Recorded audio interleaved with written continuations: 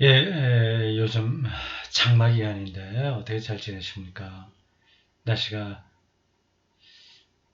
간혹 반짝할 때도 있는데 전체적으로 꾸물꾸물되네요. 칼바레트 신학에서 오늘 62강 하겠습니다.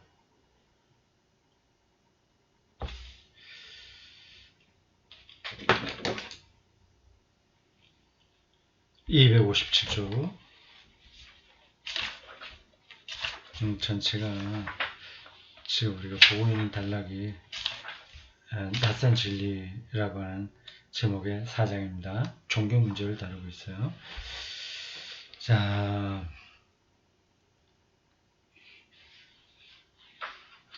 앞에선 바로 앞단락 소제목이 진리는 무엇인가? 진리. 요즘 매일 묵상에 요한복음을 공부하고 있지 않습니까? 거기에도 이제 진리가 핵심적으로 다뤄지거든요. 보자. 뭐 진리가 너희를 자유하게 하리라 뭐 그런 얘기도 나오고요.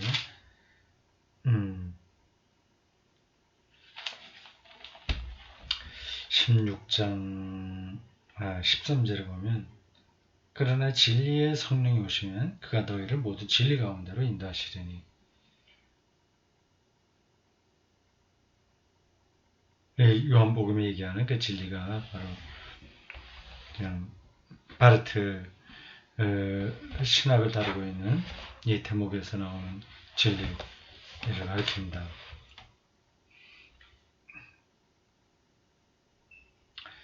굉장히 오래된 질문입니다. 그리고 아직 완전히 해결되지 않은 질문이긴 합니다. 진리가 뭐냐, 그건 곧 생명이 뭐냐, 그건 곧 구원이 뭐냐 하는 것보다 다 있는 거예요. 다 모르고 우리가 살고 있습니다. 아주 거리가 멀게 사는 건 아닌데 가까이 가려고 노력을 하죠. 가까이 간다고 해서 그게 다 해결되는 게 아닙니다. 이제 답답한 노릇이죠. 그래서 일반적으로는 다 헤매고 삽니다.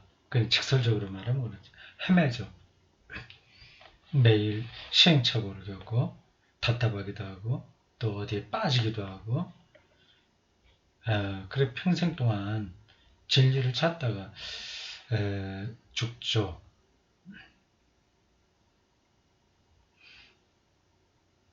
진리의 성령, 진리의 영입니다. 진리의 영이 진리의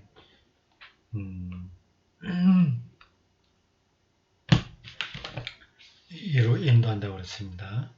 그렇게 말하면 이제 좀 관념적이죠. 잘 안 잡혀요. 하여튼 뭐 그렇다 생각하고, 자 이제 그 진리 문제를 앞에서 이제 설명이 됐습니다.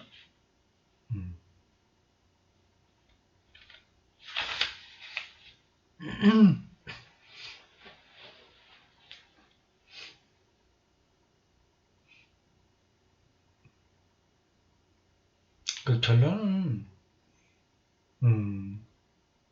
우리가 짐작한 바입니다. 그 진리는 자기가 드러낼 때만 우리가 아는 거예요. 그것 하나님하고 비슷합니다. 그게 예수 그리스도에게 나타났다 하는 거죠. 그냥 말은 그렇게 한마디로 할 수 있는데 그 속사정은 굉장히 복잡합니다. 복잡하다기보다도 생각이 깊어져야 되는 거죠.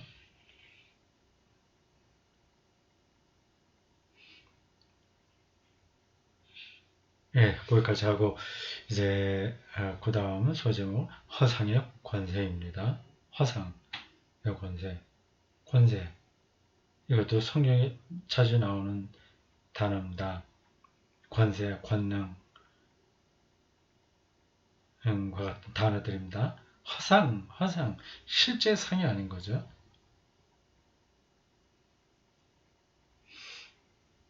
너희 몸은 죽여도 영혼은 죽이를 못하는 세상의 권세를 두려워하지 말라. 그런 말씀하고도 연관되겠죠. 우리는 허상을 보고 두려워합니다. 가난해질까봐 두려워하는 거, 이게 허상인 거죠. 자, 봅시다. 257조, 맨 아랫줄입니다. 진리만이 기만의 가면을 벗길 수 있다. 이 기만이라는 단어도 앞에서 여러 번 나왔습니다. 속이는 거예요. 히틀러가 그 예술과 철학과 과학 이런 면에서 아주 월등했던 민족인 독일 사람들을 기만했잖아요. 그만큼 그게 강력한 힘입니다. 그래서 웬만해서는 그 가면이 잘 벗겨지지 않죠. 진리만이 기만의 가면을 벗길 수 있다. 우리가 그렇게 살아야 되겠죠. 자기 스스로도 이게 기만인지 아닌지 잘 모릅니다. 저도 마찬가지예요. 그러니까 진리를 봐야만 그 기만인지 아닌지가 드러납니다. 기만은 자기 자신이 기만으로 특징 지어지지 않도록 매우 조심한다. 그런 기만을 자신의 힘으로 진리로부터 구별하려는 사람은 주의해야 된다. 자기 힘으로 가능하지 않다는 거죠. 그는 단지 기만의 또 다른 형태를 진리로 제시하게 될 수 있기 때문이다.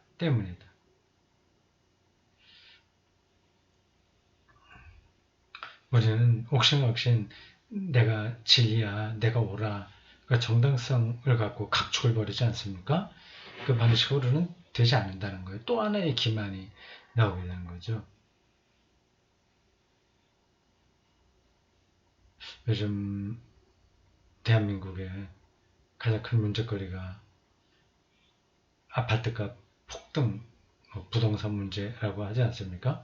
하루 이틀 된 문제는 아니죠. 그거를 해결할 수 있는 방법이 어디 있을까요? 이런저런 여러 가지 주장을 하지만 그게 조금 효과를 볼 수도 있다고 할 수 있겠죠. 어떤 좋은 방법이 있으면, 운이 또 따르면. 근데 딱히 뾰족한 수는 없습니다. 이게 서로 기만에 떨어지게 되는 겁니다. 우리가 전체적으로 좀 삶이 축소돼도 된다. 그리고 십자가에서의 생명을 경험한다. 이런 쪽으로 가지 않으면 이건 어떤 것으로도 해결은 안 되는 겁니다.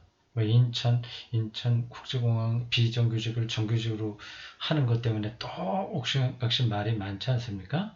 하자는 말인지 말라는 말인지 참 그래요.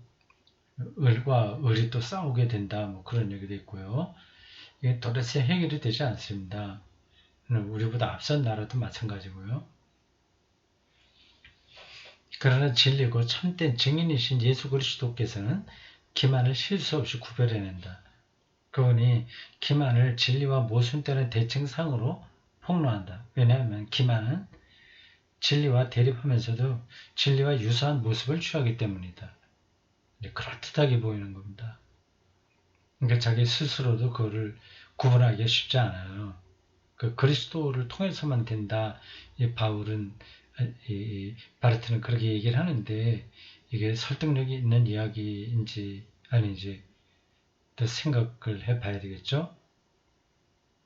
실제로 그 예수 믿는 사람이라고 해서 기만에 떨어지지 않는다는 보장이 없잖아요. 오히려 더 기만적일 수가 있습니다. 그럼 어느 정도의 단계에 들어가야 이 기만에 속지 않냐, 넘어가지 않냐, 그래 생각할 수 있습니다. 크게 손에 잡히지 않는 거죠.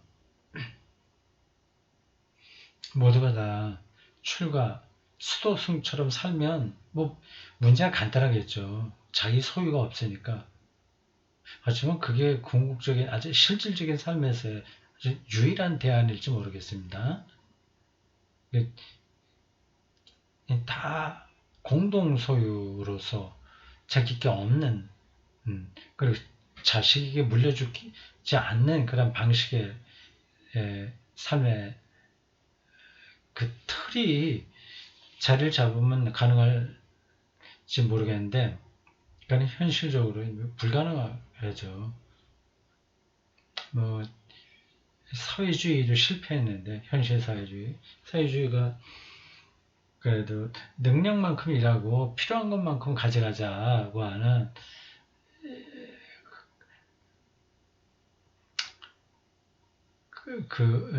일종의 그러한 명제에 충실해 보려고 하는 거 아니겠습니까? 그렇기 때문에 그래도 상대적으로는 괜찮은 세계가 되는 거죠. 능력만큼 일하고 의사면 의사, 간호사면 간호사, 총사는 총사하는 사람 능력만큼 일하고 필요한 것만큼 가져간다. 이란 사회주의 슬로건이 실패했잖아요. 그거 자체만 있으면 실패하지 않을 텐데 옆에 자본주의가 또 작동되니까 자본주의는 그것 정반대죠. 능력만큼 일한다. 그거는 뭐 조금 맞긴 하는 것 같은데 필요한 만큼 가져가지는 않습니다. 자기 능력만큼 가져가죠. 그러한 이데올로기가 옆에 있으니까 사회주의는 견뎌낼 수 없는 겁니다. 실패했어요. 그러니 뭐 출가 수도승처럼 모두가 산다는 것은 아예 현실 불가능한 일입니다.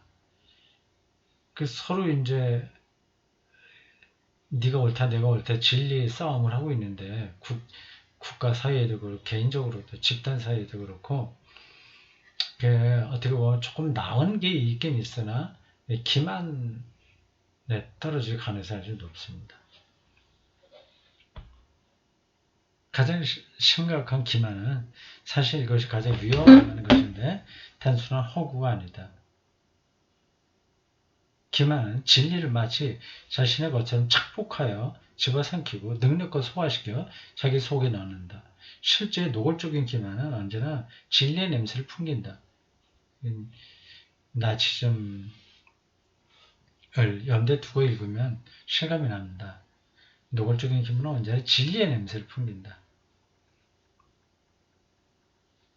기만은 의와 거룩, 지혜, 초연함과 용의 주도함에 얼굴을 지니고 또한 열정, 엄격함, 에너지의 모습을 지니며 그 밖에도 인내, 하나님의 사랑과 이웃 사랑에 빛나는 얼굴을 갖기도 한다. 기만의 짧은 다리는 그런 얼굴들을 지니고 다닌다. 그 짧은 다리는 보면 왜 짧은 다리라고 표현했을까? 보면 강력한 다리들이며 보폭은 넓고 아주 넓은 다리다. 이게 짧은 다리라고 표현했을까? 뭐를 가리키는 것 같긴 한데 들어오지 않네요. 독일어의 독특한 용법인가? 짧은 다리. 왜냐하면 진리가 어떤 사람에게 가까이 다가오면 올수록 진리를 기만으로 왜곡하여 이용할 위험은 그만큼 더 커지고 끔찍해지기 때문이다.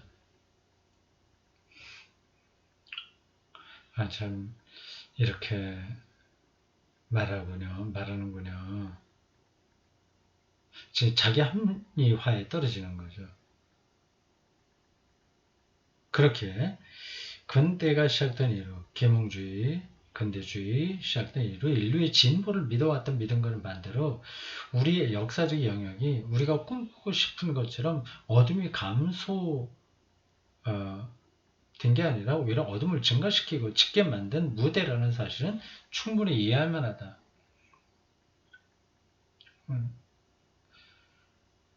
지금 그렇잖아요. 지금 뭐 코로나19 때문에 이거저거 정신 차리기 힘들긴 한데 그 전도 이전에도 유럽에서 난민들 문제가 더 심각했죠. 인간으로 취급하지 않죠. 우리나라에 제주도에 왔던 난민들도 무시당했죠. 그러니까 21세기라고 해서 그래 문명화된 세계는 아닙니다. 밝아진 세계는 계몽이 밝아진다는 뜻인데 별 밝아진 느낌 들지 않아요. 그 적나라한 모습이 미국 아닙니까? 예, 트럼프 대통령을 뽑았단 말이에요. 그 나라가. 그러니까 자기가 최고다는 그런 식으로 가니까 그게 이제 먹히는 거죠. 그건 어둠이죠. 이게 그러니까 인류 역사에서 이게 좋아지는 것 같지가 않아요. 그리스도인들은 자신들에게 알려진 계시 안에서 진리와 관계하기에 그리스도교적 기만의 근원 현상이며 이것과 비교할 때 다른 모든 기만은 단지 근원이 겉으로 드러난 현상들일 뿐이다. 진리 앞에서 기만하니까 더 기만의 원뿔이다. 그렇게 표현한 겁니다. 기독교인들이 유독 더 나쁘다는 뜻은 아니에요. 따라서 진리를 인식하는 그리스도인들이 누군가 하는 질문에 대해 누군가의 질문에 대해 하면 되는데 문장이 이거군요. 진리를 인식하는 그리스도는 누군가 이 뜻이군요. 진리를 인식하는 그리스도는 누군가 하는 질문에 대해 그들은 자신에게 가까이 놓이는 혼동과 진리와 비진리 사이의 혼동에 대해서 대항하여 아무리 비판적으로 싸워도 충분하지 않다는 사실을 인식하는 사람들이라고 말할 수 있다. 진리에 아주 예민한 사람들이 바로 그리스도인이라고 하는 거죠. 진리가 가까이 오지 않은 집단에서는 그렇게 선명하게 진리와 비진리 싸움을 할 필요는 없어요. 다 그 안에 머물러 있으니까. 그러나 그리스도인은 진리를 봤으니까 날카롭게 더 투쟁해야 된다 그 얘기입니다. 예수 그리스도를 아니까. 예수 그리스도 아닌 것에 대해서 저항해야 되는 거죠. 빛을 본 사람만이 어두움의 실체와 싸울 수 있는 거 아니겠습니까? 기만이 스스로 진리의 겉모습을 띠는 것은 기만의 본질에 속한다. 그러나 바르트는 단지 겉모습뿐임을 강조한다. 바로 이 사실이 기만의 권세를 가장 모든 가공할 만한 특성에도 불구하고 처음부터 그 자체로서가 아니라 진리에 대한 관계에서 무기력한 힘으로 만든다.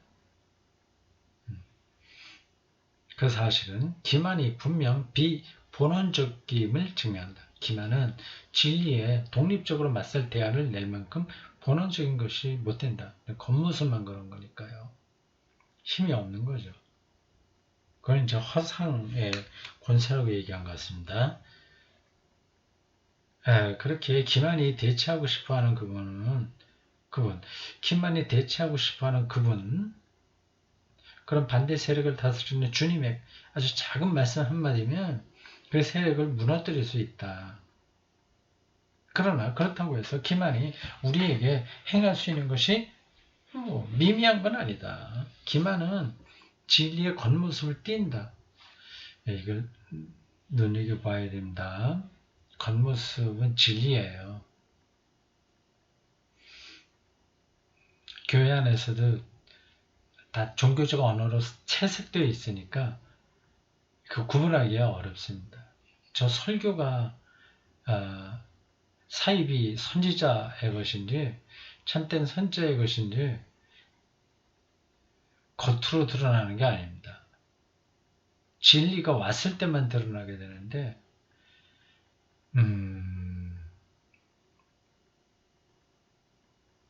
근데 거기에 관심을 기울일 만큼 사람들이 한가하지 않아서 아니면 세상 일에 너무 쫓겨서 그냥 지나가는 거죠. 왜냐하면 기만은 진리를 전제하고 오직 그런 방식으로만 자신을 제대로 유지할 수 있기 때문이며, 그래서 기만은 진리를 직접적으로 부정하지는 않고 오히려 외관상으로 인정하면서 그 진리 속에 자신을 숨기기 때문이다. 참 정확한 지적입니다. 진리를 부정하지는 않아요. 숨습니다. 그 결과 기만은 엄청난 권세, 곧 우리를 능가하는 권세의 특성을 얻는다. 성령만이 아니라 악한 영도 똑같은 권세를 보이죠. 그 결과 기만은 우리에게 분명해지는 반대 계시의 성격을 띠게 된다. 반대 계시? 반대 계시라. 계시는 이제 자기를 드러내시는 거니까 그걸 드러내지 못하게 하는 거, 숨는 거, 그런 뜻인 것 같습니다.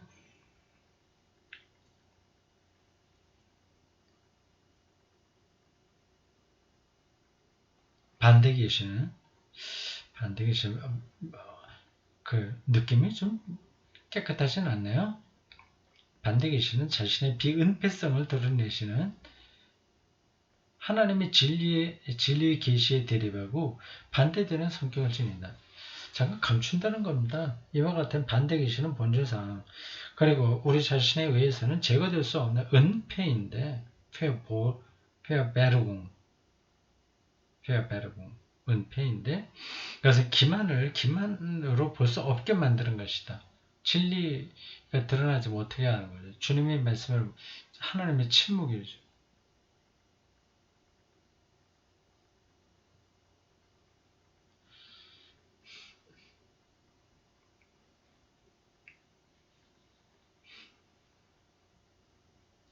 기만은 진리의 겉모습을 취함으로써 자신의 유사 진리이며 비진리라는 사실을 볼 수 없게 만든다. 기만은 세련된 기술로 연막을 치는데 그것이 바로 기만의 거짓 활동이며, 그것을 위해 기만은 진리의 겉모습을 한 채로 진리를 이용한다. 즉 기만은 진리를 이용하여 진리를 침묵시키고, 그렇게 함으로써 진리의 참된 증인을 침묵하게 만들려고 시도한다. 그리고 기만은 그 참된 증인을 후원하고 해석하며 길들이고 풍토에 적응시키고 순응하게 만들면서, 그리고 조용하지만 분명하고 큰 효과가 나타나도록 수정하면서 자신의 한가운데로 받아들인다.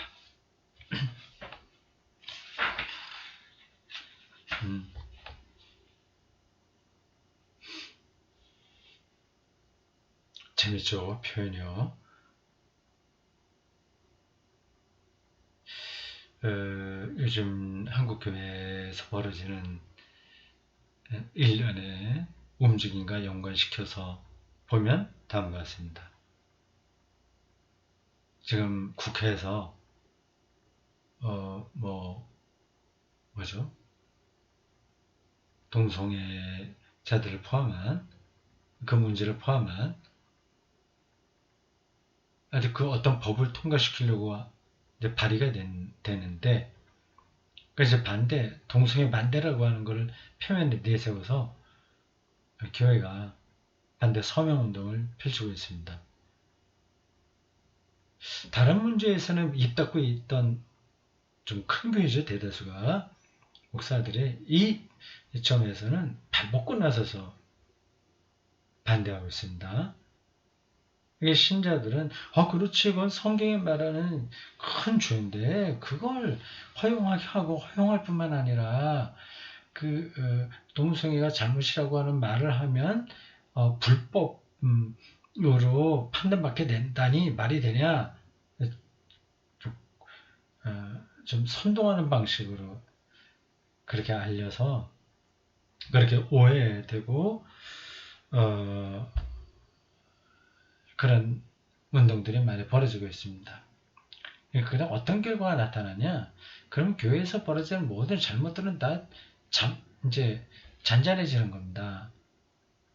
서울의 모 교회 대형 교회 아들 세습 문제, 그거를 통합 측 총회에서 몇몇 노예를 중심으로 해 다시 자리를 잡으려고 노력을 했잖아요. 그런 것들이 다 이제 침묵하게 됩니다. 이 동성애에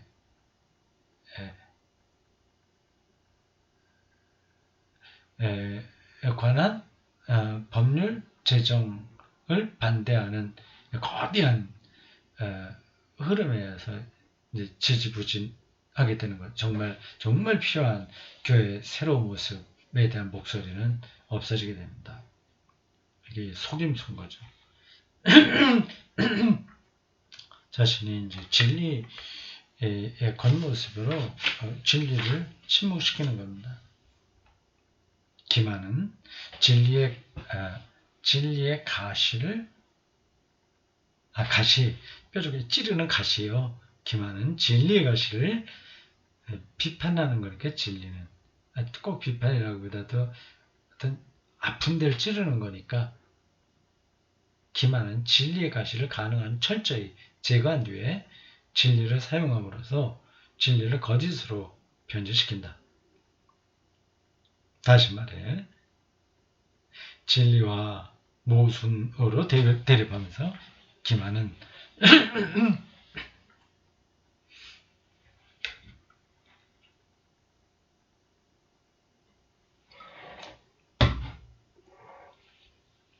진리를 세 가지로 취급한다. 기만은 진리를 세 가지로 취급한다. 첫째, 우리가 생각에 낼 수 있는 모든 것으로 임의로 채울 수 있는 그 자체로 중립적인 이념으로 취급한다. 문장이 좀 스마트하지 못하네요. 우리나라 말은 같은 모음이 반복되면 어색하게 들립니다. 우리가 생각해낼 수 있는 모든 것으로 임의로 채울 수 있는 그 자체로 로 이렇게 나가면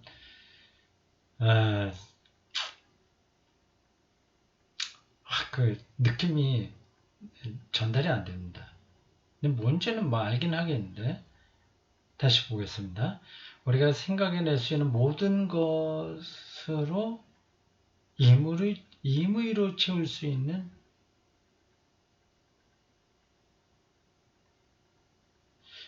그 자체로 중립적인 이념으로 그러니까 우리가 할 수 있는 뭐 이렇게 같이 중립적인 뭐 이래도 좋고 저래도 좋고 하는 그런 정도로 진리를 왜곡시킨다고 하는 거죠. 뭐 구체적인 건 뭐 여러분들이 다 생각해 보십시오. 이 기만은 어떤 진리의 상을 만든다.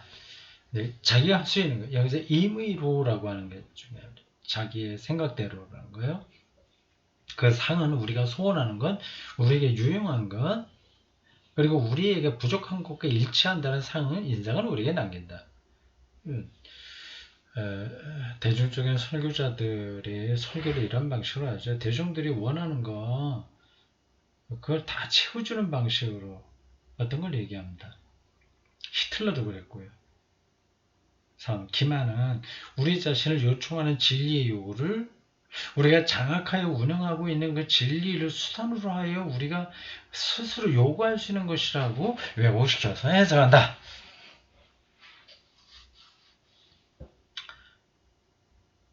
진리의 요구를 그대로 받는 게 아니라 우리가 그거를 생각해낼 수 있다는 그 얘기입니다. 이건 뭐 그렇게 딱 들어오진 않네요.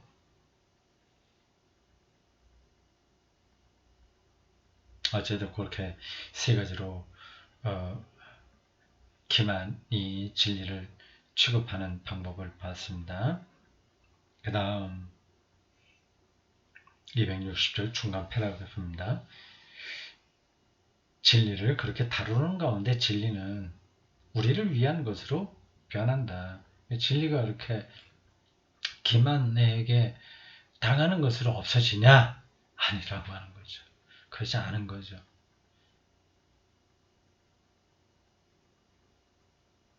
아니, 여기서 그 뜻이 아니군요. 그러니까 진리가 아, 진리를 위한 게 아니라 이제 우리에게 유용한 것으로 변질된다는 그런 뜻이군요.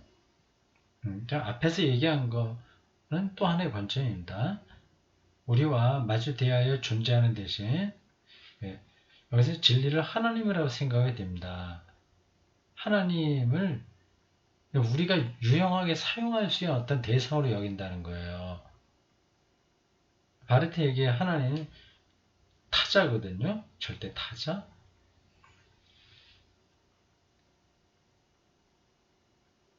우리가 마주 대하여 존재하는 대신 우리가 말씀하는 대신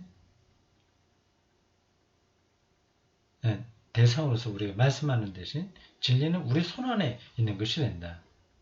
처리할 수 있는 거죠.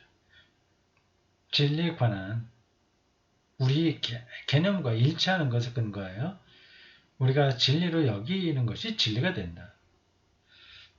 근데 여기까지는 우리가 받아들인다고 이해가 또 되죠.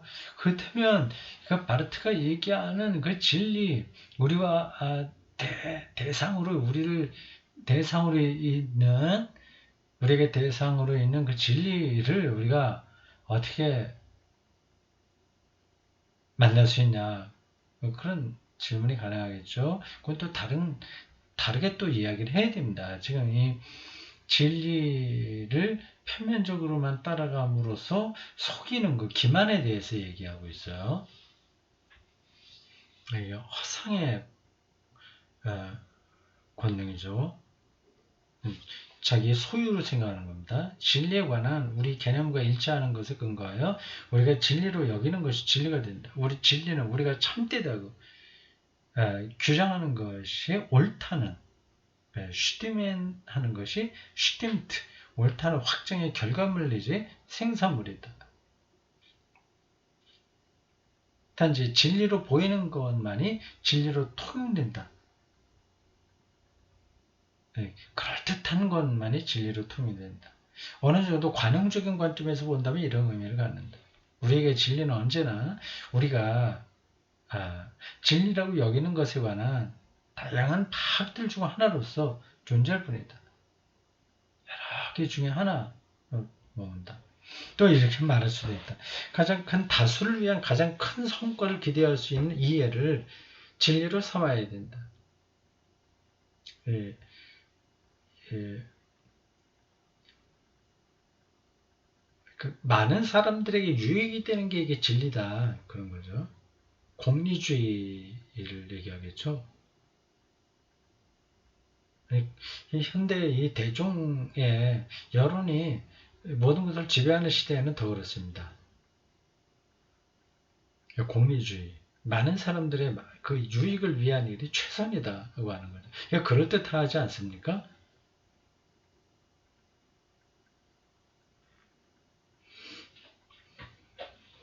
그러나 권위적인 관점에서 진리란 이런 의미를 갖는다. 외부 기관들이 우리에게 어떤 것을 반드시 진리라고 여겨야 한다고 말해주는 것 외에는 진리가 없다. 물론 이것은 우리가 그들의 명령을 내면화된 형식으로 우리 자신에게 스스로 말할 때 진리가 된다. 자, 오늘 여기까지 하겠습니다. 수고하셨습니다.